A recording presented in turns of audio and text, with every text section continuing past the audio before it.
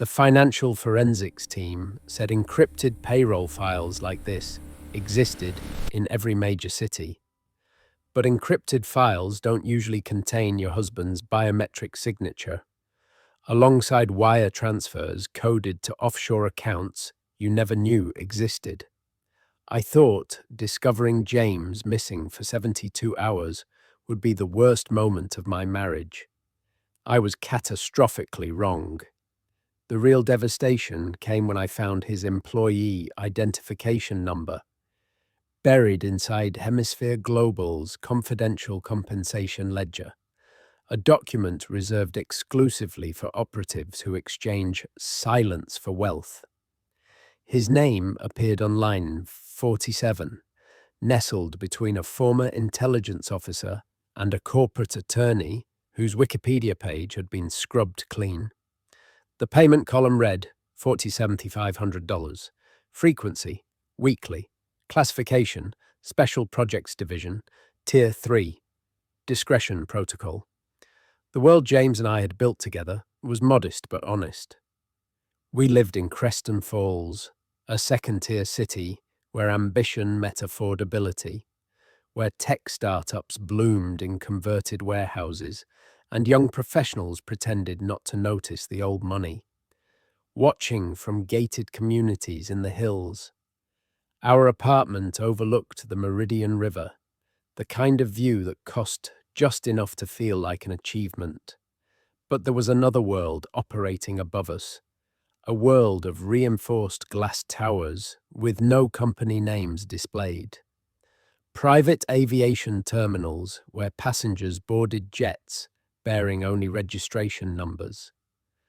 Boardrooms sealed with biometric locks and sound-dampening technology.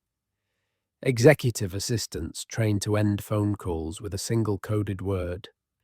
Payments routed through Cayman structures so complex they required three-dimensional mapping software to trace. This was the architecture of Hemisphere Global, the investment empire controlled by Callum Vance, a billionaire whose Wikipedia entry contained more speculation than fact. His wealth came from strategic acquisitions and emerging market optimization. His photograph appeared in business journals exactly 4 times per year, always the same angle, always the same controlled smile. I had never heard James speak his name. Until I found the payroll file, Callum Vance was simply part of Creston Falls' distant skyline, the man whose headquarters occupied the obsidian tower called the Arch, whose foundation donated to museums with plaques bearing no individual names, whose private security drove unmarked vehicles that somehow cleared traffic without lights or sirens. Now I understood why. Callum Vance didn't buy loyalty, he purchased silence. And my husband had been on his payroll for 2 years, 3 months, and 16 days. To everyone reading this story, everyone who has ever trusted someone completely, only to discover the foundation was built on transactions instead of truth. I see you. I recognize the specific ache of realizing the person sleeping beside you was being compensated to maintain an illusion. If betrayal has taught you to investigate instead of ignore, to document instead of dismiss, to demand answers instead of accepting explanations, you already possess the power that saved me. The moment you stop accepting comfortable lies is the moment you become dangerous to people who profit from your ignorance. If you're with Mr. Douglas Stories, comment, tell us where you are from. James and I met the way people do in cities like Creston Falls, at a networking mixer neither of us wanted to attend. He worked in business development for what he described as a consulting firm. I managed operations for a boutique marketing agency. We bonded over shared ambitions that felt reasonable. Home ownership by 35, travel twice a year, maybe kids if the timing aligned. Our marriage was the kind built on Sunday morning farmers, market runs, and shared Netflix passwords.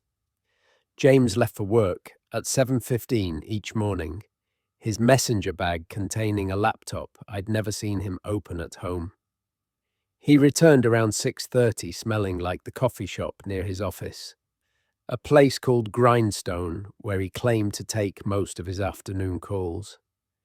"It's quieter than the office," he'd explain, kissing my forehead while loosening his tie. "Conference rooms are always booked." I never questioned it. Why would I? Our bank account showed regular deposits from Prescott and Associates, the consulting firm listed on his business cards. We paid our bills on time. We argued about normal things, whether to replace the couch, whose turn it was to call the landlord about the radiator, whether his mother visited too often or not enough. But there were moments, small fractures I catalogued without meaning to. The way his phone always sat face down on restaurant tables. How he'd developed a habit of showering immediately upon returning from business trips. The increasing frequency of those trips, Boston, Chicago, Seattle, cities where Prescott and Associates supposedly maintained satellite offices. "They're expanding the client base," James would say, already repacking his carry-on. "It's actually a good sign, means my division is performing." I'd kiss him goodbye at the door, watch his car disappear toward the airport, and return to our apartment where everything looked exactly as it should. His toothbrush in the holder, his running shoes by the door, his Northwestern mug in the cabinet, evidence of a life we shared, or evidence of a cover story maintained with disciplined precision. The disappearance began on a Thursday. James left for work at his usual time, messenger bag over his shoulder, mentioning something about a client presentation that might run late. "Don't wait up," he said. "I'll grab dinner near the office." 7:30 came. No text. 9 p.m. His phone went straight to voicemail. 11 p.m. I called Prescott and Associates. The after-hours service said they'd leave a message for HR. Friday morning, I called again. The receptionist sounded genuinely confused. "James Calloway, let me check our directory." The hold music lasted 40 seconds. "Ma'am, we don't have anyone by that name in our employee database. Are you sure he works for Prescott and Associates?" My coffee mug hit the floor. I spent Friday calling hospitals, police stations, checking our credit cards for activity. Nothing. His phone remained off. His location sharing, something he'd insisted we set up for safety, showed his last ping at 7:23 a.m. Thursday, 3 blocks from our apartment. Then the signal vanished entirely. Saturday, I filed a missing person report. The detective had kind eyes and 20 years of experience reading situations like mine.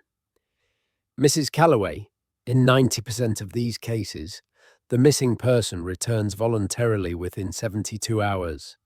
Adults have the right to privacy. Has your husband shown signs of depression, financial stress? Are there any marital difficulties we should be aware of?" "No," I said, hating how defensive I sounded. "We're fine. We're happy." He nodded the way people do when they've heard that sentence before.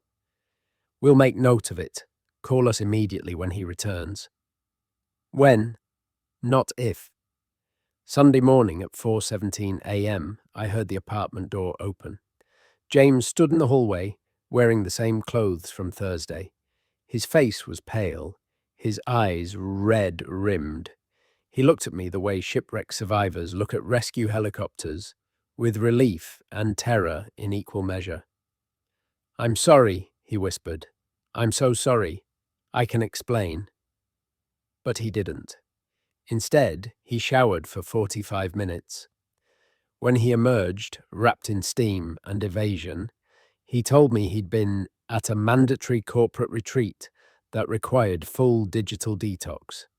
No phones, no outside contact, non-disclosure agreements signed in blood-red ink. "It's part of the senior consultant track," he said, not meeting my eyes. "I couldn't tell you beforehand because of the NDA. I thought I'd sent you a message before they collected devices, but the signal must have. Prescott and Associates says you don't work there." Silence. Then, "You called my office?" "You disappeared for 3 days." He sat on the edge of our bed, head in his hands. When he looked up, his expression was carefully constructed. Shame and frustration, and something I couldn't identify. Something that looked like fear. "It's complicated," he said finally. "Prescott and Associates is the public-facing entity. My actual work is with their private equity division. Different systems, different HR infrastructure. The main office wouldn't have my name because I'm technically contracted through a subsidiary." It sounded plausible. It sounded rehearsed. "What subsidiary?" "I can't discuss specifics. The NDA is ironclad." "Your wife reporting you missing isn't covered by an NDA, James." "I know." He reached for my hand. I let him take it, hating myself for the relief I felt at his touch. "I know, and I'm sorry. This won't happen again. I'll request exemption language for family. Emergencies. I'll make sure you're listed as an emergency contact with explicit override permissions." I wanted to believe him. I wanted to return to the comfortable fiction of Sunday mornings and shared routines. Instead, I said, "Show me your work laptop." "What?" "Your laptop. The one you carry every day. Show me." His face did something I'd never seen before, a micro-expression that vanished before I could analyze it. "It's encrypted, remotely wiped during the retreat. Standard security protocol." "Then show me the encrypted laptop." I returned it to the office. They're re-imaging it. Every answer came too quickly. Every explanation contained just enough technical detail to sound legitimate without being verifiable. We sat in silence for 20 minutes. Finally, James stood. "I need to sleep. I've been awake for 48 hours. He climbed into bed, still wearing his boxers and t-shirt, turned away from me, and within minutes, his breathing achieved the steady rhythm of genuine exhaustion. I sat in our living room, watching dawn break over the Meridian River, and knew with absolute certainty my husband was lying. I just didn't know what about. Not yet. Monday morning, James left for work with renewed normalcy. He kissed me goodbye, promised to be home by 6:30, and walked out the door as though the previous 72 hours existed in a separate dimension. I called in sick to my own job. Then I became a detective in my own marriage. I started with our shared laptop, the one we used for streaming services and online shopping. James wasn't technically sophisticated. He used the same 3 passwords for everything, variations on our wedding date and his late father's name. His email opened on the 2nd attempt. I went back 6 months, searching for anything containing the words Prescott, Associates, Consultant, Retreat. Nothing. Instead, I found travel confirmations that didn't match the business trips he'd mentioned. A flight to Vancouver when he'd claimed to be in Boston. Hotel reservations in Austin. During a week, he'd supposedly worked from home. Car service receipts from neighborhoods I didn't recognize. Then I found the text file. It was titled PW Backup and contained a list of credentials. Most were mundane. Streaming services, insurance portals, his gym membership. But near the bottom, HGI Secure, J. Calloway, 47. Password, Meridian, Tier 2319, HGI, Hemisphere Global Industries. I opened an incognito window and navigated to Hemisphere Global's website. The public-facing page was deliberately opaque. A black background, white text, no photographs. Services listed included strategic advisory, asset protection, corporate intelligence, executive placement.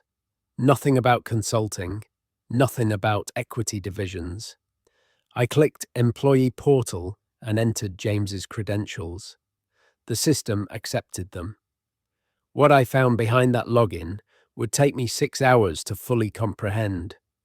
James's employee profile listed his start date as 27 months prior. His division, Special Projects, Tier 3, Discretion Protocol. His supervisor, R. Vance, Executive Authority, R. Vance. Callum Vance's son, brother, or a naming convention designed to obscure direct reporting lines. I clicked through folders marked confidential and internal only and restricted access. Most were empty or contained documents so heavily redacted they were useless. But one folder, labeled simply compensation, contained a spreadsheet. The Hemisphere Global Payroll Ledger, 237 names, amounts ranging from $12,000 weekly to $250,000 monthly. Categories that read like intelligence classifications. Tier 1 standard, Tier 2 enhanced, Tier 3 discretion protocol, Tier Y4 executive shadow. James was line 47. Classification, Tier 3 weekly compensation, $47,500. Role descriptor, subject proximity specialist. I read that phrase 11 times. Subject proximity specialist. Not consultant, not analyst, not business development. Proximity to what subject? Then I saw the notation in the adjacent column. Primary assignment, CMK, personal sphere monitoring. CMK, my maiden initials, Charlotte Morgan Kinsley. My husband wasn't working for Hemisphere Global. He was working on me. I printed everything. 37 pages of payroll records, employee classifications, project codes. I created a secure cloud backup under a new email address James didn't know existed. I photographed his employee profile with my phone. Then I logged out and cleared the browser history.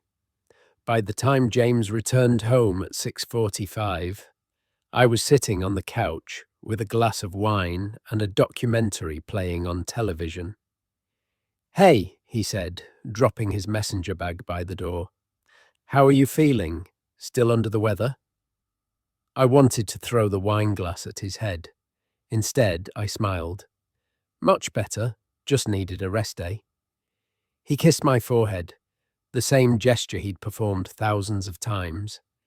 Now it felt like evidence collection. Over dinner, I asked careful questions. "How was the office today? Still catching up from the retreat?" "Yeah, mostly administrative stuff. Expense reports, client debriefs." "Which client are you focused on this quarter?" A microsecond hesitation. "Mostly the Vancouver portfolio. Tech sector acquisitions." Vancouver, where he'd actually been when he claimed to visit Boston. "Sounds promising," I said, twirling past her. "Do you think you'll need to travel there again soon?" "Probably. Maybe next month." Lie upon lie, delivered with the casual confidence of someone who'd been trained in deception. We watched television together. We brushed our teeth side by side. We climbed into bed, and he reached for me the way he always did. Familiar and entitled and utterly convincing. I pretended to sleep. At 2:34 a.m., his phone buzzed on the nightstand. Once, then twice in rapid succession. The kind of notification pattern that indicated urgency. James stirred, checked the screen, then slipped out of bed. I heard him in the bathroom. Voice low, words indistinct. The call lasted 4 minutes. When he returned, he was fully awake. "Everything okay?" I murmured. "Fine. Just a work thing. Go back to sleep." But he didn't sleep. He lay rigid beside me until dawn, then rose at 5:30 and showered before his alarm. Early meeting, he explained, already dressed. Probably won't be back until late. How late? Not sure. Don't wait up. The apartment door closed at 6:07 a.m. I was in his messenger bag by 6:09. Inside, I found a second phone. Not his regular iPhone, a different device, encrypted, no visible contacts or messages when I tried to unlock it. The kind of phone you carry when your primary device is performative. I photographed the serial number and returned everything exactly as I'd found it. Then I called a number I'd hoped never to use. My college roommate, Priya, had married into Creston Falls's actual elite, the kind of wealth that didn't need to prove itself. Her husband, David Reeves, sat on the boards of 3 non-profits and one very private investment group.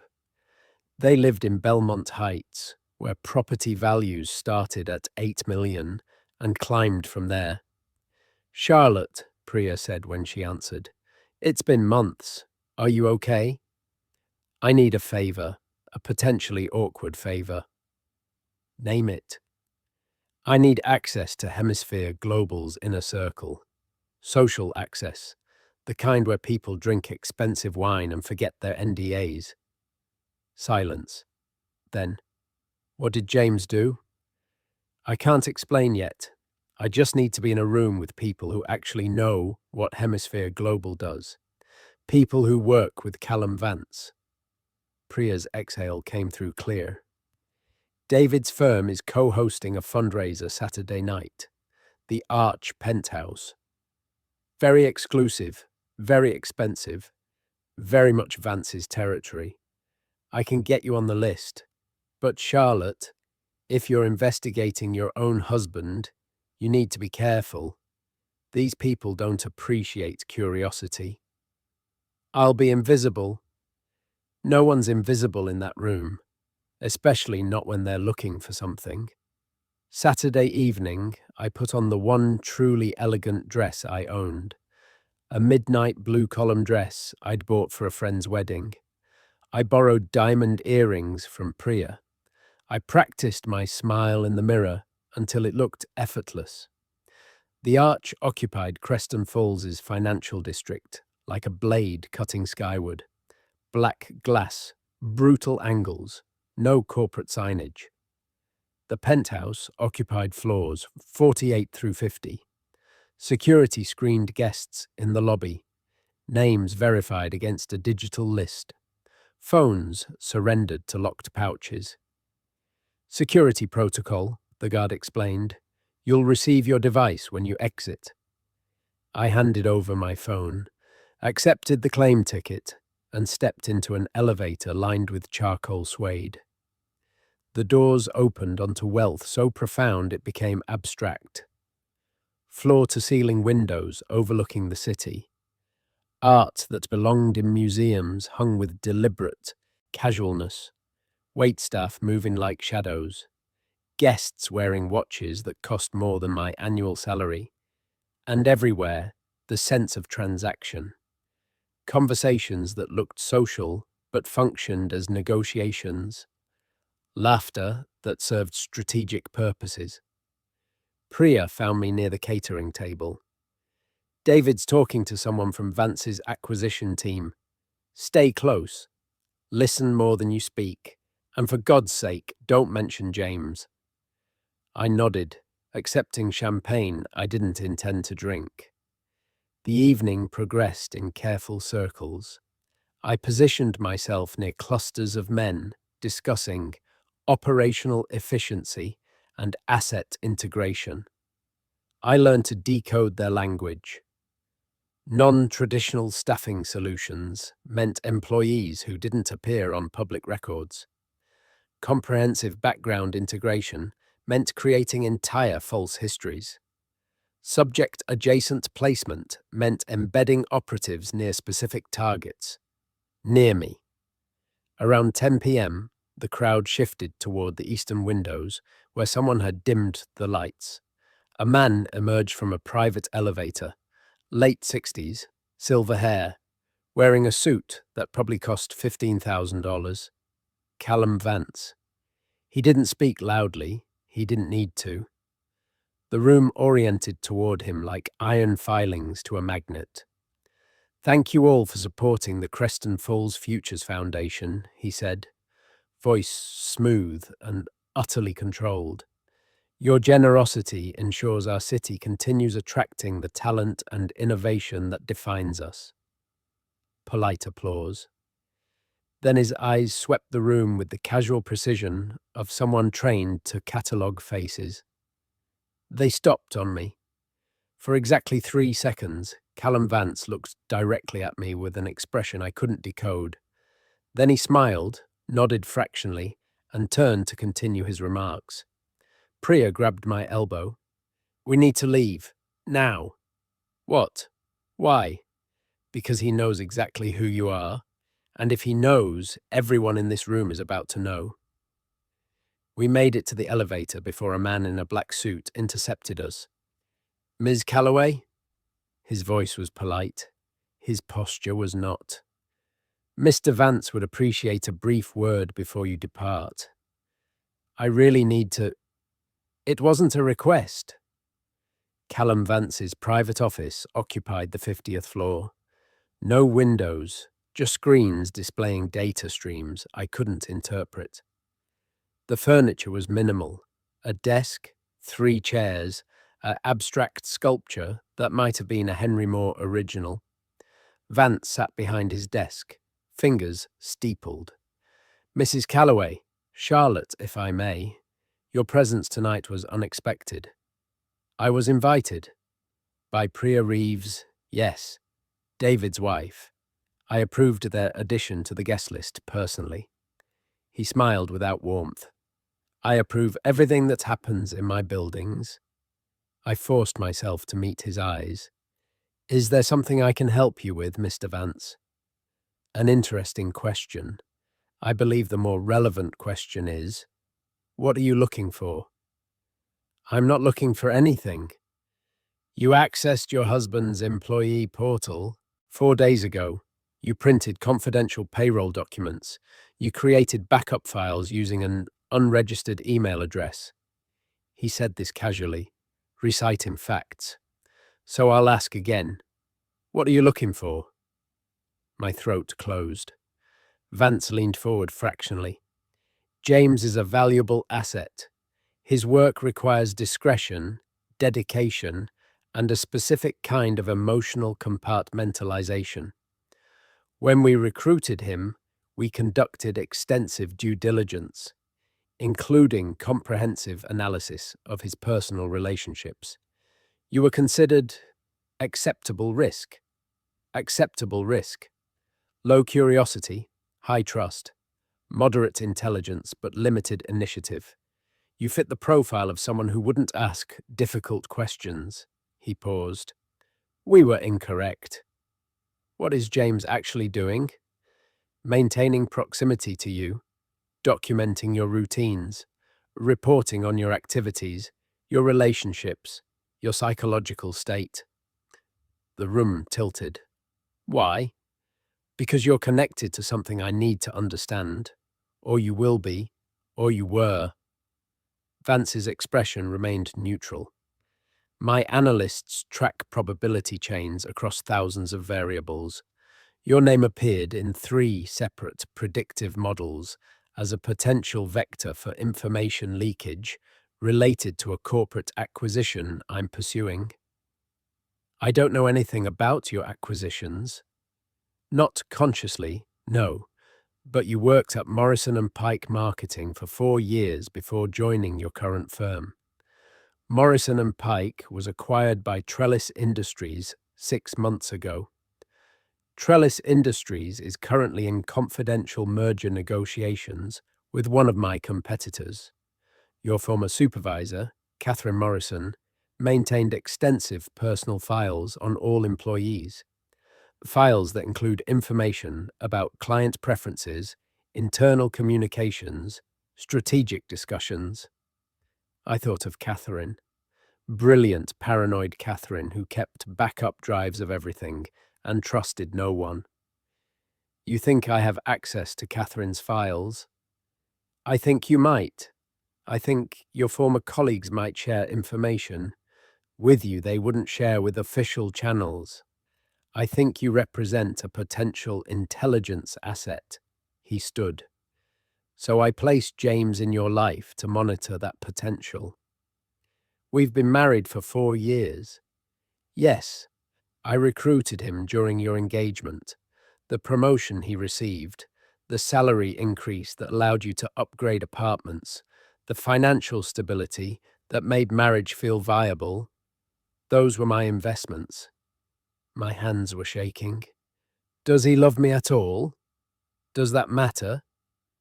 Vance moved toward the door. James performs his role adequately. You've been satisfactorily unaware. The arrangement has functioned as designed. You can't do this to people. I do this to thousands of people, Charlotte. I employ operatives in marriages, families, companies, governments. Information is currency, and I maintain extensive reserves. He opened the door. You have 2 choices. Continue your marriage with new awareness, knowing every moment is documented and every conversation reported. Or divorce James, sign a comprehensive NDA, accept a settlement that ensures your silence, and attempt to rebuild a life that will also be monitored, though less intimately. Those aren't choices.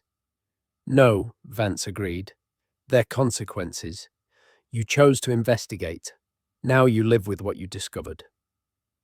The man in the black suit reappeared to escort me out. I rode the elevator down 48 floors in silence, retrieved my phone, and walked out into Creston Falls' gleaming night, feeling like reality had undergone core structural failure. My marriage was a business arrangement.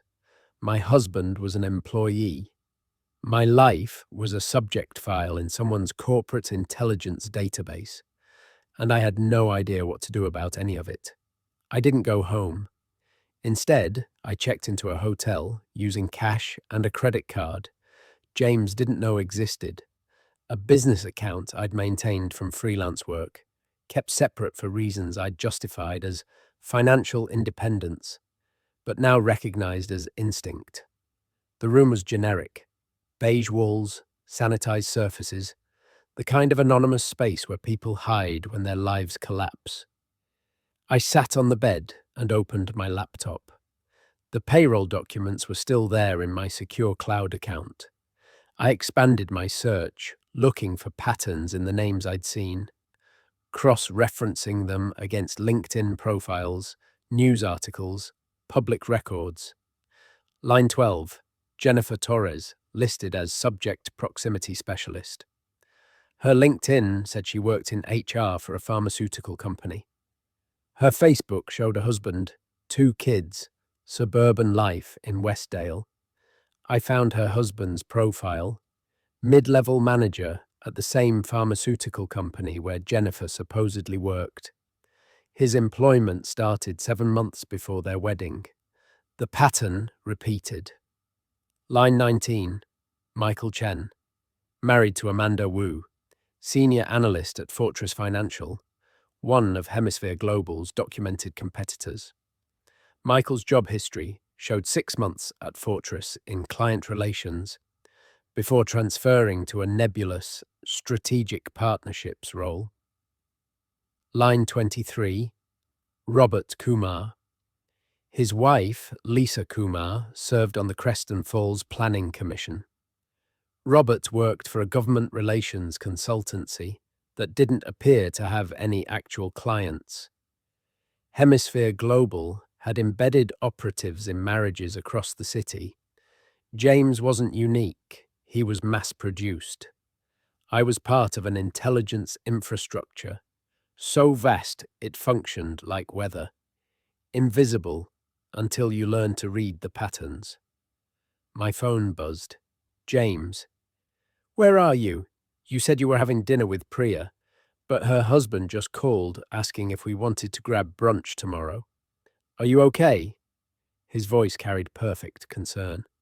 Husband worry calibrated to sound authentic. I'm fine. Dinner ran late. I'm staying at Priya's. Oh, okay. I miss you. Miss you too. I ended the call and immediately texted Priya. If James calls, tell him. I'm asleep in your guest room. Don't ask questions yet. Her response came in seconds. Already figured. Guest room story confirmed. Call when ready. I spent the rest of the night documenting everything. Screenshots, timeline construction, relationship mapping, building a case file against my own marriage. At 4:47 a.m., my phone rang. Unknown number. I answered without thinking. Mrs. Calloway. A woman's voice, professional, familiar somehow. This is Rachel Vance. We met briefly at tonight's event, though you probably don't remember. I work in risk assessment for my father's organization. Ah, Vance, James's supervisor. What do you want? To offer you something my father won't. Information and options. She paused. Can we meet? There's a cafe called Meridian Grounds, 6 a.m. Come alone. Why would I trust you? Because I'm the person who argued against placing James in your life. I'm the person who's been documenting the ethical violations of our proximity operations for 2 years.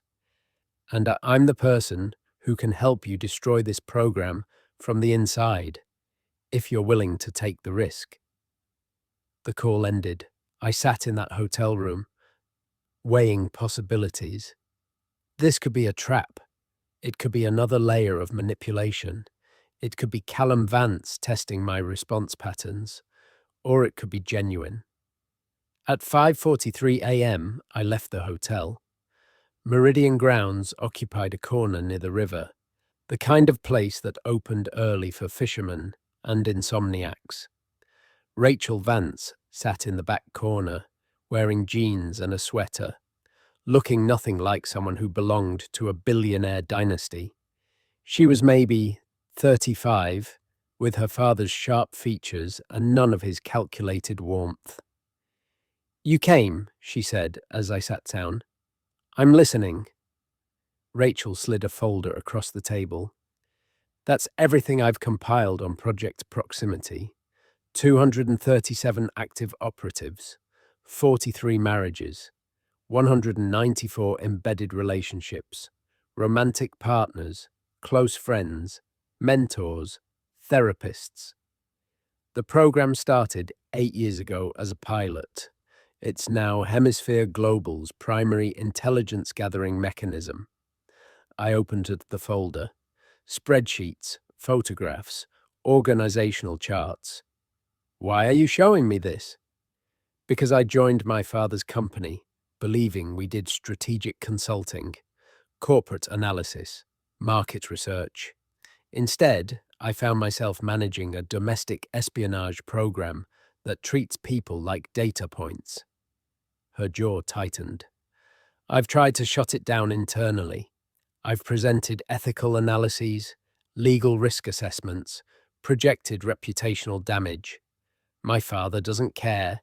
He views human relationships as infrastructure to be exploited. So you want me to do what? Sue Hemisphere Global? Go to the media? I signed NDAs before I even understood what I was discovering. The NDAs are void if obtained through fraudulent misrepresentation, which they were. Rachel pulled out her phone, showed me a screen. But media exposure isn't the goal. Legal action isn't the goal.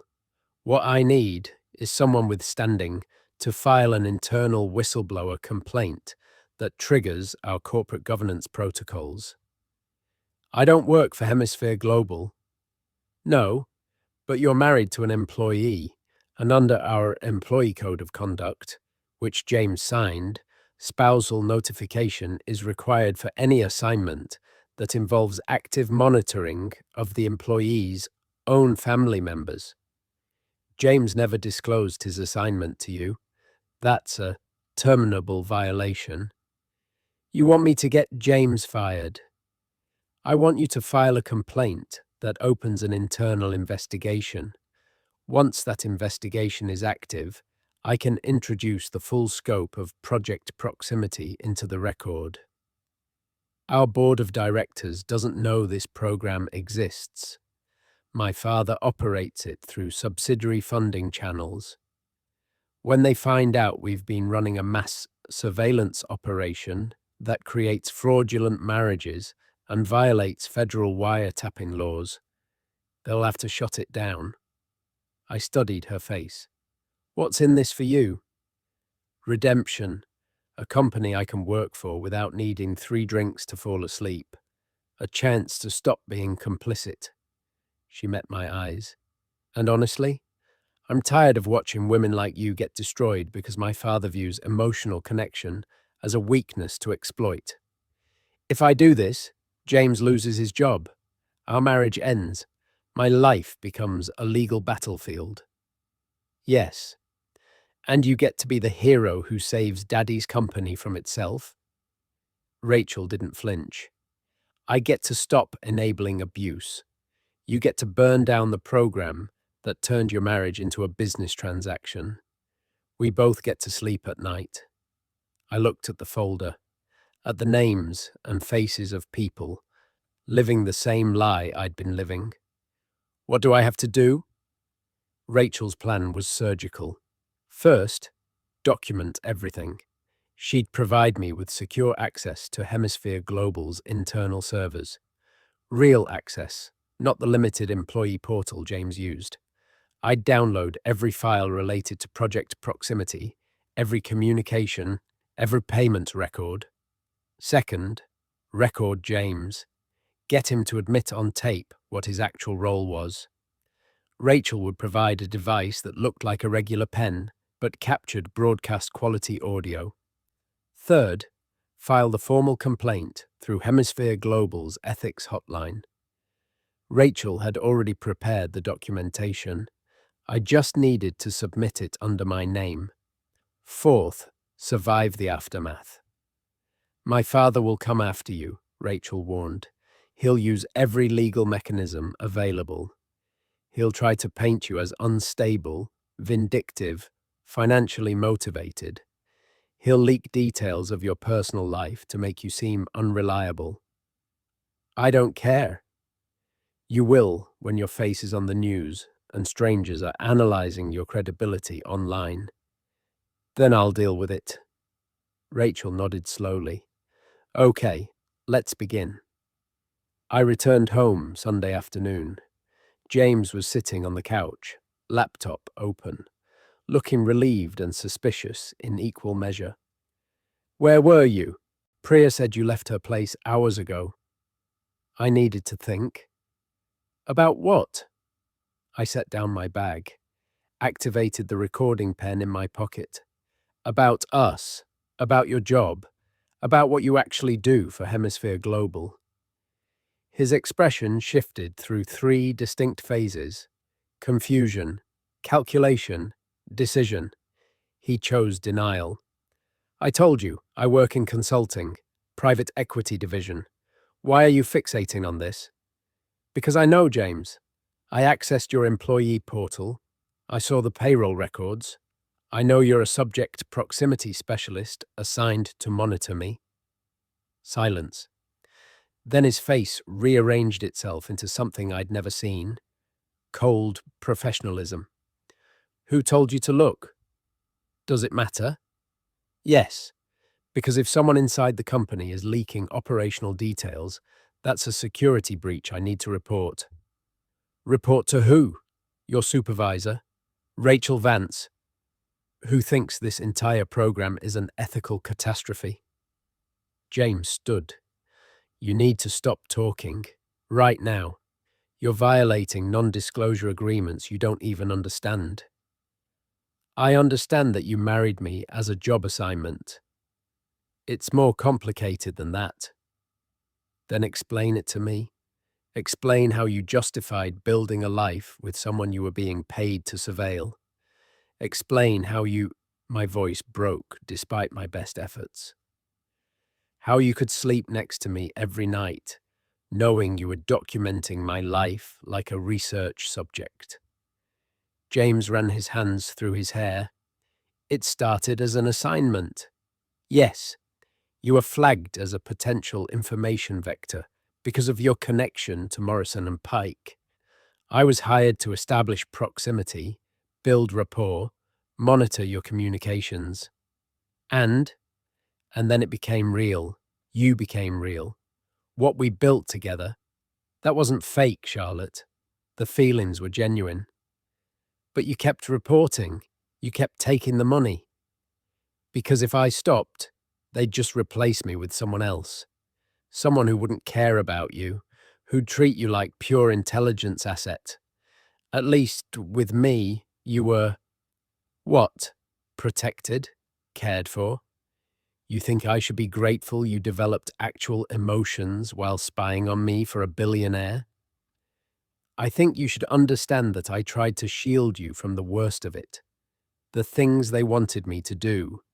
Install monitoring software, duplicate your devices, track your location 24/7, I pushed back. I filed objections. I protected your privacy as much as I could while maintaining the assignment. How noble. It's the truth. I pulled out my phone, showed him the payroll spreadsheet. You were paid $47,500 per week, James. Nearly $2.5 million per year. Don't pretend you were some reluctant participant protecting me from worse surveillance. You were profiting from turning our marriage into a corporate intelligence operation. He stared at the screen. Where did you get that file? Does it matter? Yes, because accessing that information is a federal crime. You just admitted to computer fraud. And you just admitted to defrauding me. So I guess we're both criminals. We stood there, 3 feet apart, married and strangers simultaneously. What happens now? James asked finally. Now you tell me everything, on record, what you reported, what they wanted to know, why Catherine Morrison's files matter, what Callum Vance is really trying to acquire. I can't do that. Then our marriage is over. It's over anyway, Charlotte. You know too much. They'll never let you just walk away with this information. They don't have a choice. You have no idea what you're dealing with. Callum Vance doesn't lose. He doesn't compromise. If you try to expose this, he'll bury you. Then I'll dig my way out. I turned toward our bedroom to start packing. James grabbed my arm. Not hard, but firm enough to stop me. Please, he said. Please think about this. We can find another way. I can resign. We can move. We can start over somewhere they can't reach us. They can reach everywhere, James. You said it yourself. Then what's your plan? How do you win against someone with unlimited resources? I met his eyes. I find someone inside who wants him to lose as much as I do. Someone with access, authority, and a conscience. Understanding crossed his face. Rachel. She's been documenting everything. Every violation, every illegal operation, every person your employer has hurt. She's Vance's daughter. She'll protect him when it matters. She's already helping me file the complaint that triggers a board investigation. James released my arm like I'd burned him. You're insane. You're both insane. The board won't side against Callum Vance. He owns them. Then I'll take it to regulators, media, whatever it takes. They'll destroy you, your reputation, your career, your future. All of it gone because you decided to play hero. Better than staying in a marriage built on fraud. I pulled away from him, went to our bedroom, and started filling a suitcase with clothes I'd need for the next chapter of whatever my life was becoming. James stood in the doorway watching. "I did love you," he said quietly. "I know you don't believe that anymore, but it was real. What I felt was real." I didn't respond. Some truths don't deserve acknowledgement. If you've ever had to walk away from someone you loved because the foundation was built on lies, subscribe to Mr. Douglas Stories, because sometimes the hardest thing you'll ever do is choose dignity over comfort.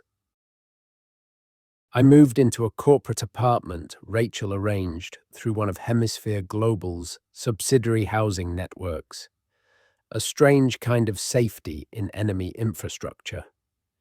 For the next 2 weeks, I became a different person. I learned to encrypt communications, to recognize surveillance patterns, to document everything in triplicate across multiple secure platforms. Rachel provided access to internal servers, and I spent 12-hour days downloading files, cross-referencing names, building timelines. The scope of Project Proximity was staggering. Operatives embedded in government offices, tracking officials' personal lives. Journalists whose romantic partners were actually intelligence gatherers, monitoring story development.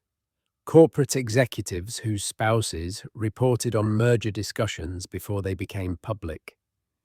Hemisphere Global had turned intimate relationships into competitive advantage. But they'd made mistakes. The program generated so much data that quality control became impossible. Operatives filed contradictory reports. Subjects noticed inconsistencies. Several marriages had collapsed when operatives developed genuine feelings and confessed their roles, only to be threatened with legal action if they didn't recant. Rachel and I compiled everything into a presentation deck that read like a crime thriller. Page 1, Program Overview. Project Proximity, Systematic Relationship Infiltration for Corporate Intelligence. Page 12, Legal Violations, Wiretapping, Federal Fraud, State and Federal. Identity Theft, Operatives Using False Employment Histories. RICO Predicates, Organized Criminal Enterprise. Page 27, Financial Impact, $847 million spent over 8 years, hidden through 43 subsidiary accounts.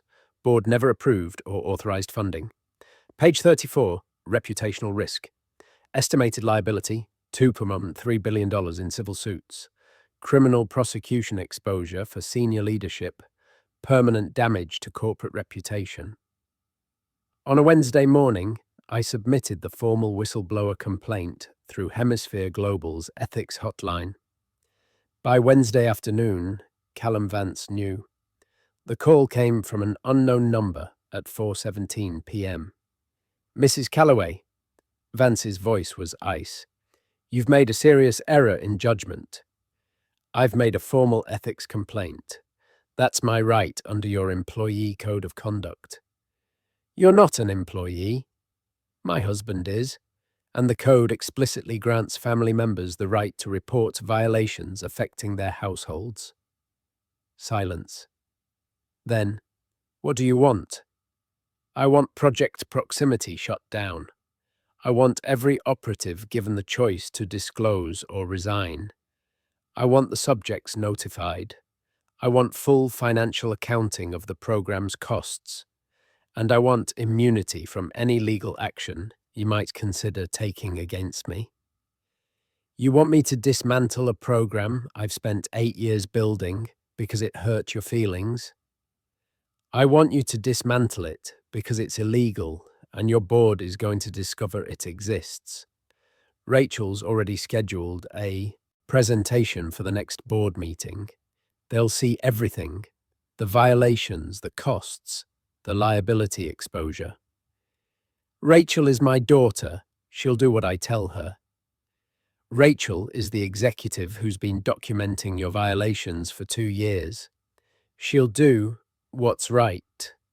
Another pause. Longer this time. "This is about money, isn't it? You want a settlement. Name your price." I don't want your money.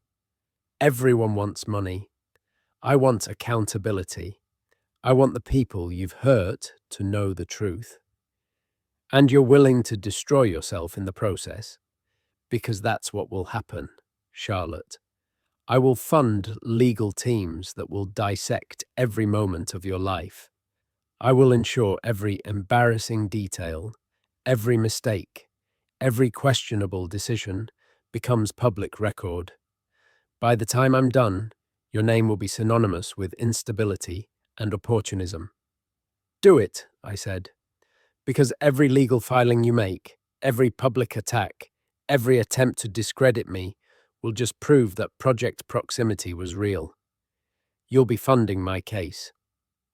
The call ended. 30 seconds later, Rachel texted. He just called me, demanded I cancel the board presentation. I refused. We're committed now. The next 72 hours were psychological warfare. Anonymous emails arrived containing details of my college years, photographs from parties, transcripts of old text messages, medical records that should have been private.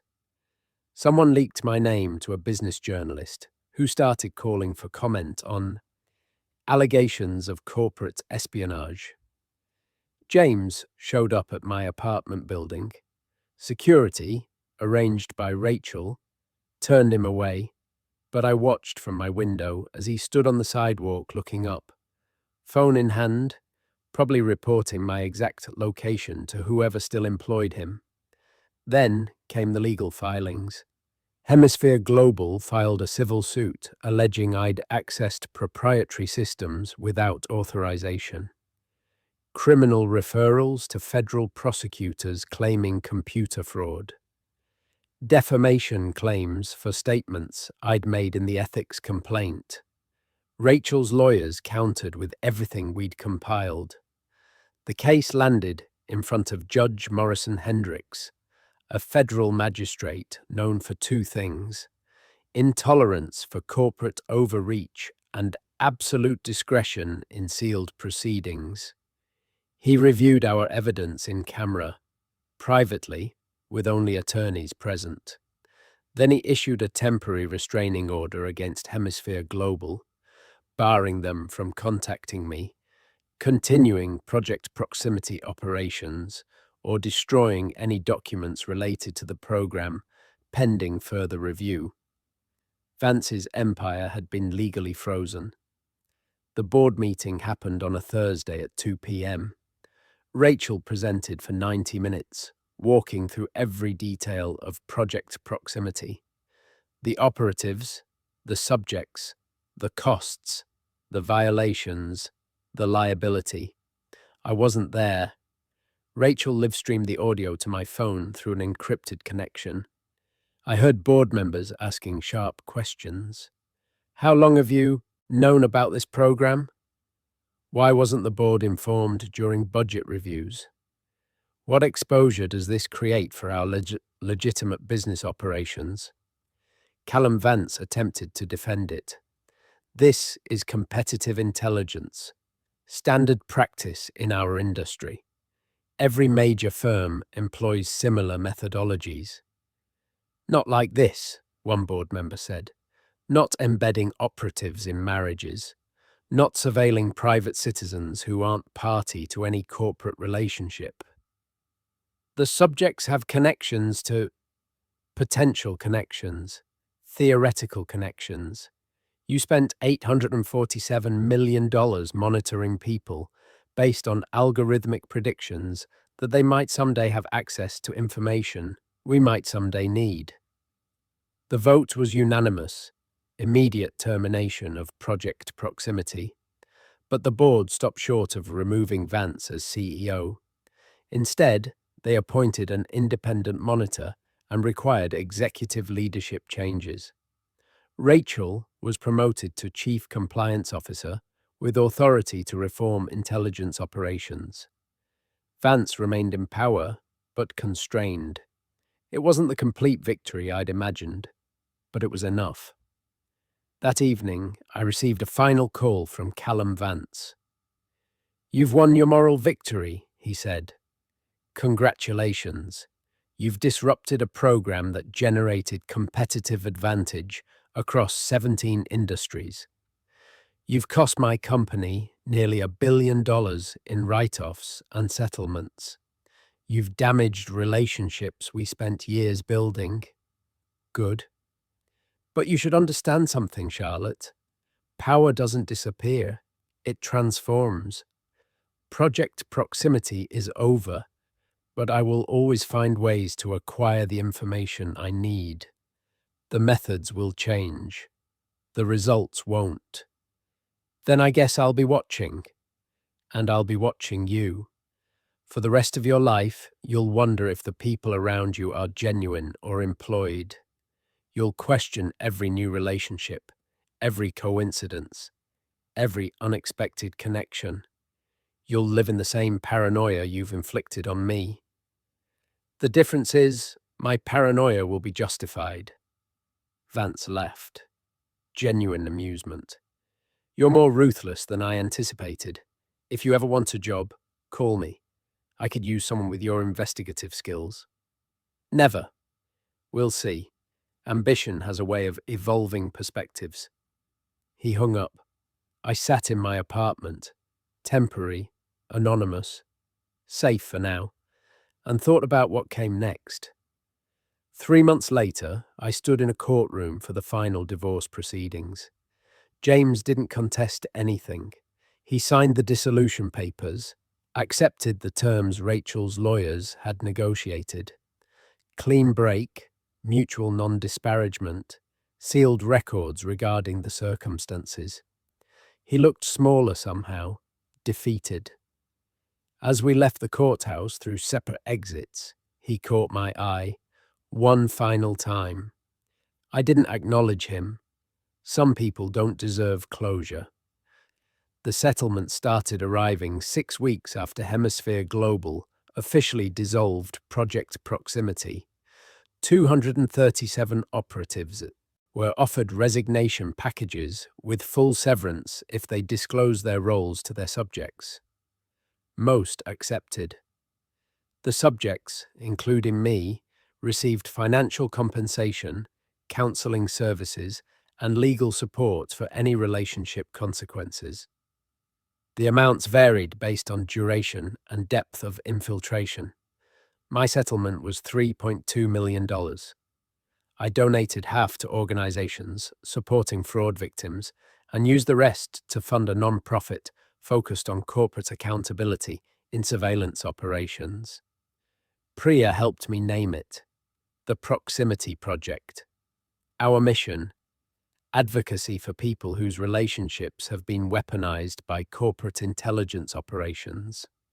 Within 6 months, we'd identified 12 other companies running similar programs. Within a year, we'd helped shut down 3. Rachel and I became unlikely partners, her inside Hemisphere Global pushing for reform, me outside creating public pressure and legal accountability. We didn't become friends exactly, but we became allies in the specific way people do when they've survived something together that no one else would believe. I never saw James again after the divorce. According to public records, he moved to Portland and started working for a legitimate consulting firm. Actual consulting, verified employment, transparent operations. I hope he found whatever peace was possible after living a lie that long. I hope it haunts him just enough. Catherine Morrison, the supervisor whose files had started all of this, reached out 8 months later. We met for coffee in a different city. Both of us careful. Both of us changed. I heard what you did, she said, taking down Hemisphere Global's surveillance program. That took guts. It took desperation. Same thing sometimes. She slid an envelope across the table. These are the files Vance wanted. Client communications, strategy memos, competitive intelligence from my Morrison and Pike days. He spent millions trying to access them through you. They're worth maybe $50,000 in actual competitive value. I didn't open the envelope. Why are you giving them to me? Because you earned the right to know what your marriage was worth in dollars and cents. Turns out, not much. Catherine stood. Use them however you want. Burn them, leak them, frame them on your wall. Vance will never admit he spent $847 million on a program that could have been solved with a $50,000 consulting contract and a non-disclosure agreement. She left.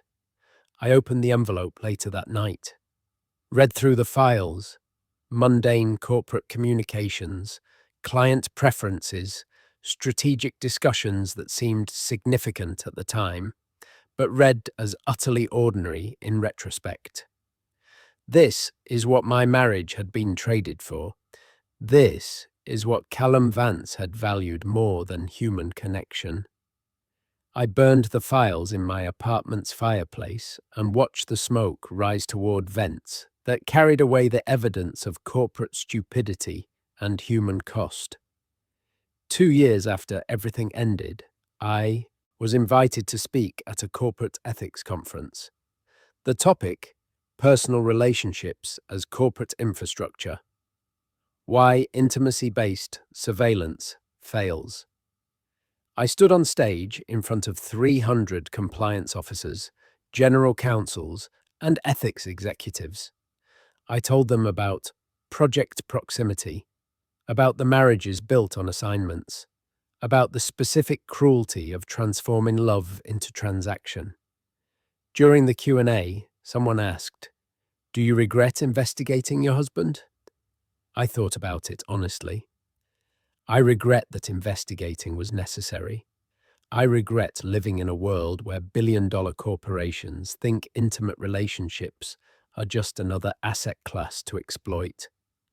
I regret that my story isn't unique, that thousands of people are probably living in similar situations right now, unaware that their partners are employees rather than lovers. But do you regret the investigation itself? No, because the alternative was continuing to live a lie that benefited everyone except me. And I deserve better than that. We all do. The applause was genuine. After the panel, a woman approached me privately. "My husband disappeared for 4 days last month," she said quietly. "He came back with a story about mandatory training, but something felt wrong. Your presentation, it made me realize I'm not paranoid. I'm paying attention." I gave her my card. "Call me if you need help. You're not alone." She nodded, eyes wet, and walked away. I've had that conversation 47 times now. 47 people who found my story and recognized their own lives inside it. 47 people who chose investigation over ignorance. Not all of them discovered corporate surveillance operations. Some found affairs. Others found financial fraud. A few found nothing but confirmation that their instincts were correct. But every single one of them chose truth over comfort. And that's the real victory. I still live in Creston Falls, not in the apartment James and I shared, but in a loft near the river with windows that let in too much light and neighbors who respect privacy. The Proximity Project operates from a small office downtown. Rachel serves on our advisory board. We're currently supporting legislation that would require disclosure of intimate surveillance operations and criminalize deceptive relationship infiltration. The work is slow. The opposition is funded and sophisticated, but we're winning incrementally. Last month, a major tech company shut down its social proximity analysis division after our investigation revealed they'd been embedding operatives in dating app matches to monitor target executives' personal lives. The month before, a consulting firm settled a class action lawsuit for $127 million after we helped plaintiffs prove systematic relationship fraud. Progress looks like this: one case, one company, one exposed program at a time. I date occasionally now. It's complicated, obviously. Trust feels like an impossible luxury when you know how easily it can be manufactured and exploited. But I try. Last week, I had coffee with someone who seemed genuinely interested in me, rather than what I represent, or what I know, or what intelligence value I might provide. We talked about normal things, books, travel, the weather. It felt revolutionary. People ask me if I'm afraid Callum Vance will retaliate. The honest answer, yes. But I'm also strategic. I maintain documentation of everything. I've distributed deadman switches, encrypted files that release automatically if anything happens to me. I've built a support network that would make my disappearance or discrediting impossible to conceal. Vance knows this, so we maintain our strange detente. He runs his empire with new restrictions. I run my non-profit with persistent scrutiny. We exist in opposition, but not open warfare.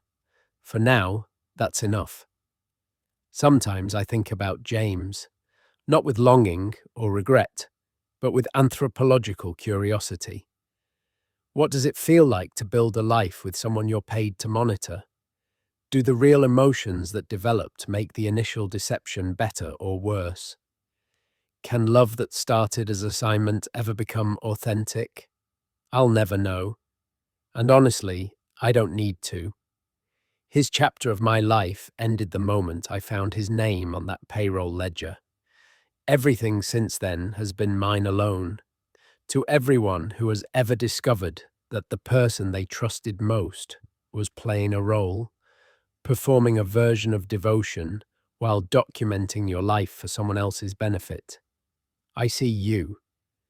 To everyone who has chosen investigation over ignorance, truth over comfort, dignity over the desperate desire to unknow what you've learned, I recognize your courage. To everyone rebuilding their lives on foundations of verified reality rather than beautiful lies, I'm with you. The betrayal doesn't define us. How we respond to it does. And we respond by rising. We respond by refusing to be subjects in someone else's surveillance operation. We respond by building lives so authentic that no corporate intelligence operation could ever replicate them. We respond by choosing ourselves every single day. If you enjoyed this journey through corporate betrayal, intimate surveillance, and hard-won autonomy, subscribe to Mr. Douglas Stories, where every fall becomes a rise and every discovered truth becomes power. Because you deserve a life built on reality, not corporate strategy, and you deserve to know when someone's watching.